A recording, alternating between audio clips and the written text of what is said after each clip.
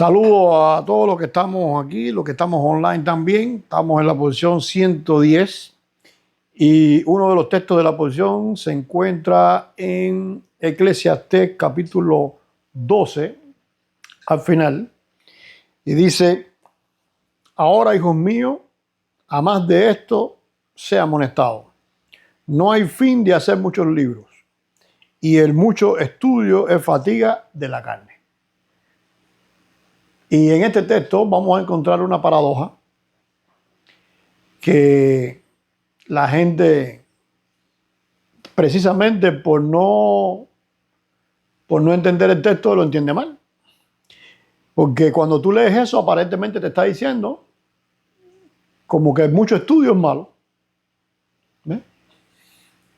Claro, el mucho estudio es malo, pero en este caso, por no estudiar, es que la gente entiende lo que no dice ahí.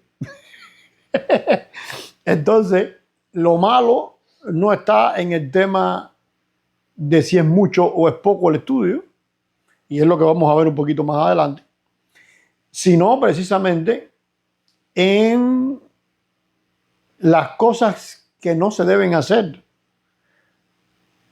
o por las que se usa el estudio o se hace el estudio. Por ejemplo, si ahora un cuchillo no es malo. ¿Cuántos problemas resuelve un cuchillo en una cocina, en una casa? ¿Cuántos problemas le resuelve a una persona un cuchillo en la selva cuando está haciendo hiking, caminando, una caminata, y necesita cortar algo? Necesita un cuchillo. Sin embargo, si ese mismo cuchillo tú lo pones en manos de un asesino, pues cambió la historia. Ya el cuchillo, entonces, el cuchillo es malo. Ahora, la paradoja está en el texto que viene siguiendo. Dice el texto: el fin de todo el discurso oído es este: teme a Dios y guarda sus mandamientos, porque esto es el todo del hombre. Ok, ¿cómo se puede temer a Dios si no se estudia la escritura? Si tú no sabes quién es Dios y tú te inventas un Dios en la cabeza que no existe, que es un Dios a partir de la lógica humana, como el Dios que existe hoy. Digo, el Dios que existe hoy en el pensamiento humano.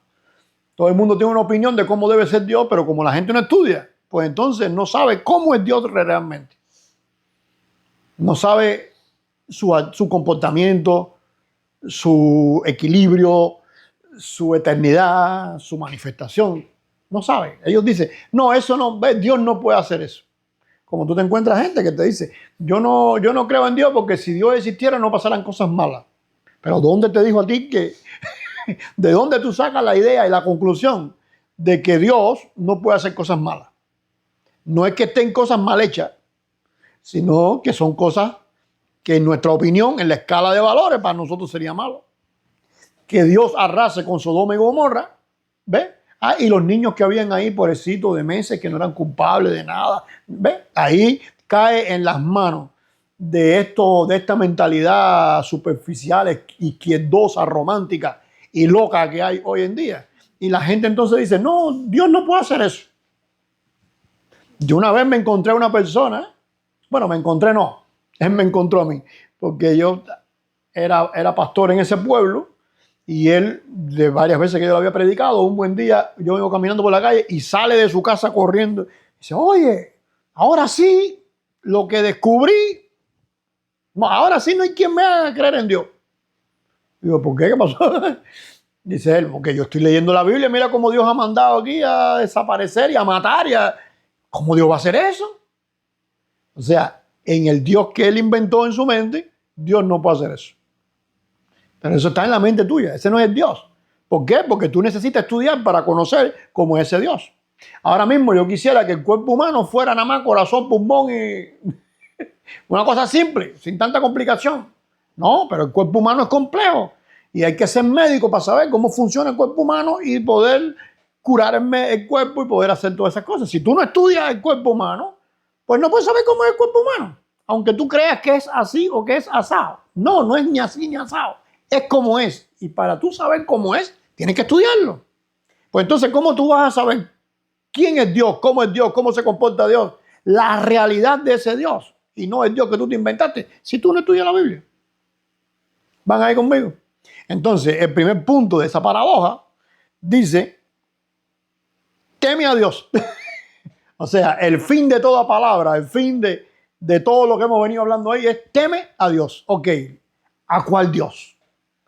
Él no está hablando de Baal, él no está hablando de Osiris, él no está hablando de ningún personaje de estos que se han robado el protagonismo divino. Él está hablando de cuál, del Elohim, descrito en la Biblia, que creó los cielos y la tierra. O sea, hay una distinción entre este Elohim y el resto de los Elohim, el resto de los que se hacen Elohim. ¿Cómo tú sabes esa diferencia? ¿Cómo tú puedes temer realmente a Dios? Por ejemplo, tú tienes un niño y en un momento determinado el niño hizo algo malo y tú le dices una nalgada. ¡Págata! No se hace esto que sea. Bien dada en el momento preciso, como corresponde. A los 10 minutos, ya pasó eso, no hay problema, todo está bien, el niño rectificó, ya no hay problema, el niño se te para al lado y tú vas así, te vas a rascar la cabeza. ¿Y qué hizo el niño? ¡Ah! Porque piensa que tú le metes otra nalgada. ¿Por qué? Porque él no ha entendido que aunque tú das nalgadas, esas nalgadas no las das cada 5 minutos. O sea, es consecuencia de un castigo en un momento determinado por una acción determinada. Pero él valoró que cada vez que tú levantes la mano le va a dar una nalgada. Entonces, ¿quién está bien? ¿El niño o tú? El niño es el que está. El niño tiene que aprender entonces que cuando tú hiciste así para rascarte y él hizo así, después va a decir, bueno, espérate, no siempre que la mano es así para arriba, viene para abajo. Tiene que estar en relación con una acción. Entonces el niño va aprendiendo eso y a medida que va creciendo. ¿Pero qué tuvo que hacer para eso? Aprender. Si él no aprende eso, entonces va a tener una imagen de su padre muy distorsionada de la realidad. Pues lo mismo sucede con Dios. O sea, si tú no estudias cómo actúa Dios, cómo es Dios, cómo son los propósitos de Dios, cómo se relaciona Dios con el ser humano, cómo se relaciona Dios con la creación, cómo Dios hace todas las cosas, pues tú no puedes tener una idea exacta para poder temer cómo corresponde a Dios. Y puedes temer a Dios incorrectamente. Puedes temer a Dios como ese niño que se asusta cuando nada más que tú levantas la mano. ¿Entienden hasta ahí? Entonces, el primer punto de la paradoja te indica que hay que estudiar. Segundo punto de la paradoja dice, y guarda sus mandamientos. Ok, ¿cuáles mandamientos? Porque para tú guardar los mandamientos tienes que saber cuáles son los mandamientos. Ah, no, espérate. Dios dice que no se puede bostezar con la boca abierta. Hay que bostezar con la boca cerrada. Sí, eso está muy bonito en la educación, pero Dios no ha dicho eso. Eso está muy bonito en la cultura de nosotros, donde los niños, donde las personas no deben bostezar. Ok, eso está muy bonito en la cultura de nosotros, pero Dios dice eso en la Biblia. O sea, alguien se va a ir para el infierno por bostezar con la boca abierta. Entonces, si tú no conoces los mandamientos, tú no puedes guardar los mandamientos. Así de sencillo. Y vas a guardar entonces mandamientos que Dios no ha puesto o vas a descuidar mandamientos que Dios se ha puesto. Es lo que le pasa a la mayoría de los cristianos hoy en día. No conocen los mandamientos, no estudian el Antiguo Testamento, no saben los detalles y entonces automáticamente, claro, como le pasó a uno de nuestros hermanos, a William, estos días en el Facebook, que hay una persona que le pone todos los estúpidos. Le digo estúpido, a nosotros también, porque el post lo había puesto yo. Ustedes son unos estúpidos que no saben que Dios eliminó todos los mandamientos y dejó 2 mandamientos. ¿Qué problema tiene esa persona que no conoce lo que está hablando? Él se está guiando por qué cosa, por una cosa que le dijeron a alguien porque tienen que habérselo dicho. Eso no está en la escritura. Tienen que habérselo dicho, habérselo interpretado y habérselo puesto de esa forma en la mano para él creer así. ¿Ya me entiendes? Ahora, ese pensamiento, esa distorsión viene ¿por qué? Por no estudiar. Entonces cuando dice, teme a Dios, te está diciendo, teme a quién, al Dios creador de los cielos y la tierra. Tiene que conocer cómo es. Segundo, guarda los mandamientos. ¿Cuáles mandamientos? Los que el Dios creador de los cielos y la tierra puso, no los que él pone tú o la gente. E interesantemente, cuando Jesús estuvo caminando entre nosotros, les decía a ellos, Ustedes invalidan la ley de Dios por las tradiciones. ¿Qué pasó entonces? Que estas personas, aunque eran estudiosos de los mandamientos, no habían estudiado como tenían que estudiar. ¿Por qué? Porque estaban poniendo otros mandamientos que no son los que Dios dio. Una cosa tan simple como esa, Jesús los agarra y los hace tropezar. Entonces, tenemos una paradoja aquí en estos versos. Por un lado, nos dice, ahora, hijo mío, a más de esto, sea amonestado. O sea, hay una amonestación. Dice, no hay fin de hacer muchos libros. O sea, esto que hago yo de escribir libros está mal. Y el mucho estudio es fatiga de la carne. Yo que estudio más de 8 horas diarias.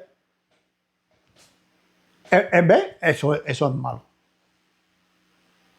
Pero después entonces te dice, teme a Dios. O sea, estudia quién es ese Dios, porque si no, no sabe quién es. Y segundo, guarda los mandamientos. O sea, ¿cuáles mandamientos? Tienes que estudiar los mandamientos. Entonces, un momento. La paradoja, por un lado, te dice, no estudies. Por otro lado, te dice, estudia. Entonces, ¿qué es lo que hago? Acá me voy a volver loco. Bueno, la gente se vuelve loco por no estudiar. Porque si tú estudias, hay dos conclusiones que son simples. Primera conclusión. Si por un lado me está diciendo que lo de Dios, tengo que temer a Dios y tengo que guardar los mandamientos, quiere decir entonces que lo que tiene que ver con Dios y lo que tiene que ver con los mandamientos no entra en eso de no estudies. ¿Qué es lo que no debes estudiar entonces? A punto de fatigarte. Precisamente todo lo que se sale de Dios. Ahora, por ejemplo, pudiera ser tenemos el caso de Newton, el padre de la física mecánica. Newton, aunque le decimos padre de la física mecánica, Newton nunca se llamó el padre de la física. Él era un reformador, cristiano, apologético, que quería simplemente dejar claro y estudiar la creación de Dios. Por eso siempre se proyectó de esa manera. Y una de las obras más importantes de Newton que no se conoce hoy es precisamente una interpretación del libro Apocalipsis, por ejemplo. ¿Por qué? Porque la gente pensó que él como que estaba fatigado con el tema de la creación. No. Yo puedo estudiar cosas que son seculares aparentemente bajo la perspectiva de las cosas de Dios. Entonces, ¿tiene fatiga del cuerpo eso? No, porque tiene que ver con Dios. Yo estoy descubriendo en la creación cómo Dios creó todas las cosas. Y esta creación que nos rodea, cómo yo puedo relacionarme y vivir correctamente en esta creación que no es mía, es de Dios. Ahora, si yo estudio la creación en función de demostrar a la gente que yo soy más inteligente que los demás, de demostrar a la gente que es importante saber las cosas estas para olvidarnos de Dios, saber los detalles de la molécula para olvidarnos del que creó la molécula, pues entonces yo estoy yéndome por otro camino. Y eso sí trae fatiga del cuerpo. Entonces son dos formas diferentes. O sea, la primera propuesta que nos hace esta paradoja de Eclesiastés es, el mucho estudio fatiga, te destruye el cuerpo. Porque todo eso tú tienes que hacerlo con esto. Pero las cosas sagradas, las cosas que tienen que ver con Dios, las cosas que están conectadas con Dios, es otra historia. Porque como Newton podía ser mejor cristiano. Bueno, una de las formas de ser mejor cristiano es cómo yo me comporto en esta creación. Cómo yo me comporto con esta naturaleza. Cómo yo entiendo la obra de Dios. Los cielos cuentan la obra de Dios, el firmamento anuncia la obra de tus manos. O sea, ¿cómo yo entiendo eso? ¿Para qué? Para no usarlo en indiferencia a como tú lo creaste. Por ejemplo, Einstein descubrió la teoría de la relatividad. Y al descubrir la teoría de la relatividad y armar esa dio en el clavo con muchas cosas. Lo que mucha gente no entiende es que Einstein es de familia judía. O sea, él no es un religioso devoto, pero en su perspectiva, en la ecuación, Dios está. ¿Qué pasó después? que esa misma teoría de la relatividad la cogieron para hacer la bomba atómica. O sea, de ahí se desprende toda una serie de cosas y llegas entonces a la bomba atómica. Y la bomba atómica entonces hoy en día es un problema. Porque la bomba atómica pudiera solucionar una guerra, pero también pudiera crear esto que estamos hoy porque la gente dice, bueno, ¿y por qué Trump no para a Putin? Porque Putin tiene armas nucleares. ¿Cómo tú vas a parar a un tipo que tiene armas nucleares? Hay que negociar, hay que sentarse. No, porque Trump tiene miedo, que no habla y no le dice. No puede hacerlo. Porque también tiene armas nucleares, igual que tiene Estados Unidos, aunque sea un cohetico. Entonces hay que sentarse y hay que negociar. El arma nuclear que tiene Trump, ¿cuál es? Negociar con él. Hay que negociar. Y Putin, en ese negocio, también está por su lado haciendo sus cosas. Entonces, quiere decir que Einstein estaba entendiendo la creación de Dios por un lado y otra gente entonces estaban pensando cómo agarrar ese descubrimiento para utilizarlo a su favor en poderío y en todo eso. Y los Estados Unidos tuvieron que, porque también la gente, no, porque Estados Unidos descubrió la bomba atómica. No, si Estados Unidos no descubre la bomba atómica, la descubre Hitler, que la tenía ahí a punto de descubrirla antes de, ¿cómo se llama? Antes que se acabara la guerra. ¿Tú te imaginas que Hitler hubiera tenido la bomba atómica en sus manos? Entonces, hay muchos puntos en la ecuación que no vamos a meternos ahora en eso, pero es una cadena. Entonces, toda esa fatiga, no, al final toda esa fatiga, ¿por qué viene? Porque la gente en vez de estar estudiando las cosas en función de Dios, lo está estudiando en función de ¿quién? De ellos mismos. Entonces la paradoja te está poniendo un punto interesante. Aún el estudio de la Escritura, aún el estudio de Dios, aún el estudio de los mandamientos, puede ser, ¿qué cosa? Un desastre. Ahora, cuando tú estudias a Dios para temer o porque temes, vamos a decir porque respetas, sería la palabra más idónea, y también temes, o guardas los mandamientos, o sea, tú deseas, wow, ¿cómo yo puedo ser mejor? ¿Cómo yo puedo parecerme más a Dios? ¿Cómo yo puedo estar más interconectado con Él? ¿Cómo yo puedo no defraudar a Dios? Yo estudio los mandamientos simplemente para manipularlos, para ver cómo me le escapo a Dios y cómo hago esto y cómo no hago lo otro. ¿Ves? Son dos cosas totalmente diferentes. Así que la paradoja te está diciendo entonces que el punto no está en la acción, sino el punto está en el espíritu de la acción. O sea, ¿con qué intención yo hago las cosas? Si yo lo hago temiendo a Dios, si yo lo hago guardando las cosas de Dios, o si yo lo hago simplemente por comezón mía o porque yo quiero, porque lo que sea. Entonces, el primer punto está en no es lo mismo estudiar lo sagrado que estudiar lo secular. Y lo segundo, no es lo mismo estudiar porque se teme y porque se guarda las cosas de Dios a estudiar por cualquier otra razón. O sea, cualquier otra razón que se salga del respeto, el temor y el guardar lo que Dios ha mandado, automáticamente te pone en el otro lado de la paradoja, en el lado de la amonestación. ¿Van ahí conmigo? Dice entonces de forma general, ahora, hijo mío, a más de esto, sea amonestado.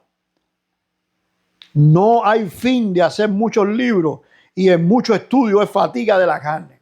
O sea, pudiera parecer bueno. En la época de Salomón habían literatura.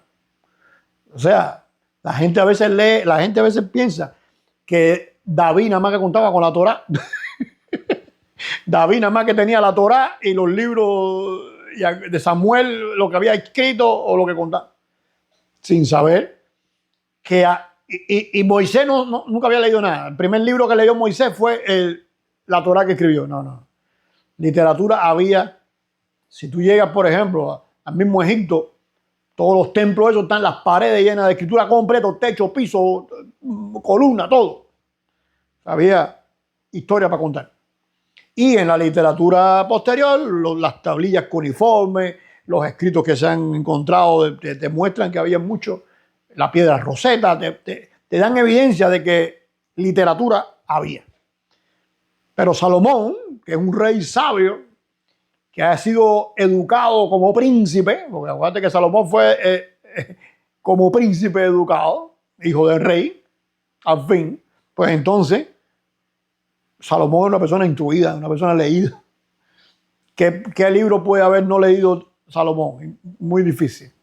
No al estilo de hoy, sino al estilo de las tablillas de aquella época, los sefer de aquella época, porque ahí aparece la palabra soferín, o sea, soferín no, sefer.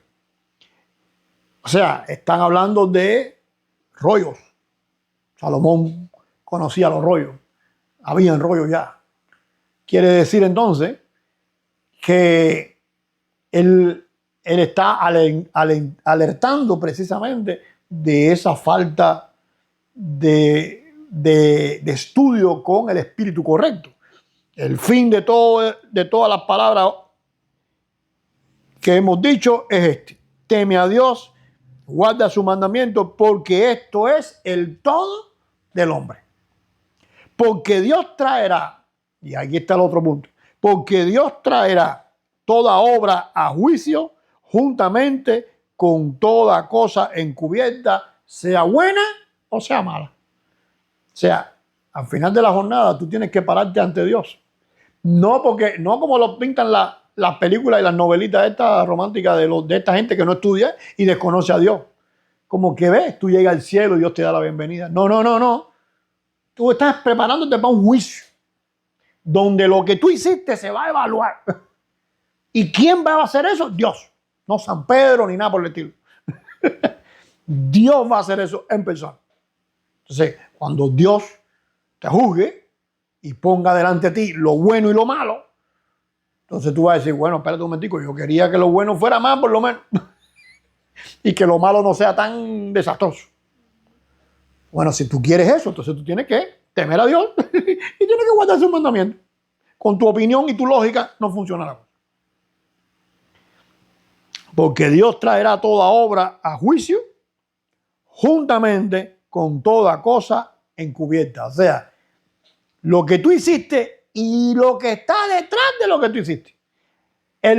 Lo encubierto, ¿qué cosa es? La causa, lo que está en la intención, lo que está en el deseo, lo que no se puede saber. Tú miras ahora a una persona que hace una cosa y tú automáticamente juzgas y criticas. Hizo esto, está mal.